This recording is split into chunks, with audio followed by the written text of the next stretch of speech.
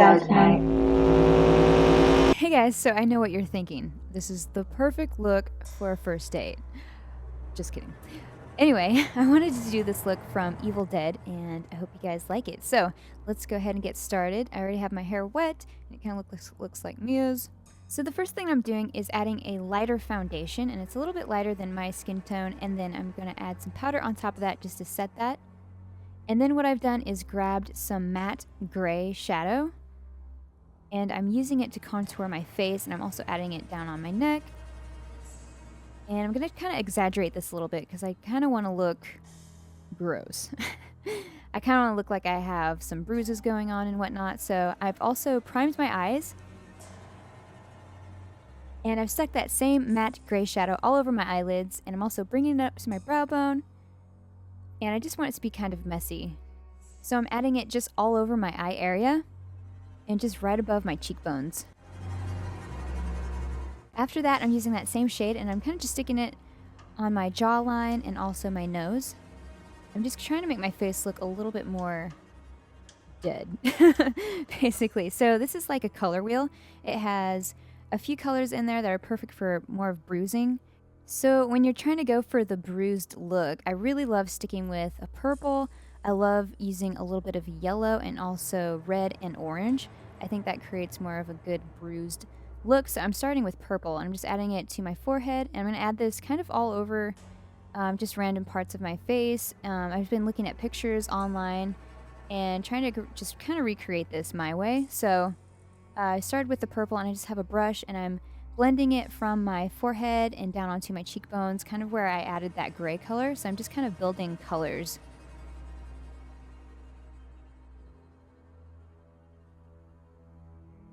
Beautiful! So now I'm going to bring out the liquid latex, of course.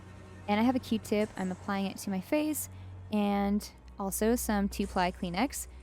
And I'm just going to stick it on the side of my face on top of that latex. So pretty. Look at that.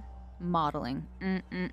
Okay, so I'm going to grab the liquid latex again and stick it on the edges and also all over the Kleenex. And I'm going to let that dry. While that's drying, I'm going to create more of a wound on my forehead. So again, with my Q-tip and the liquid latex and the Kleenex, I've done the same thing. And then I've added some foundation, and I've added a darker foundation just because it's a white Kleenex. So I kind of want it to match my skin tone a little bit more, and in the end it's not going to matter so much because I'm just going to bruise up this wound also. So but you do want it to kind of match your skin tone and blend in. Oh yeah, looking good. So now I'm just going to add the yellow to the fake skin that I just put on my face, and I think this is just going to help build up that bruised look. So I'm adding it more so to the edges of the Kleenex that I just applied. And I've also added it to my nose a little bit and just a little bit to my cheekbones, just because I think Mia had more of a yellow greenish kind of look going on. So her skin was looking pretty dead, of course. Pretty evilly dead.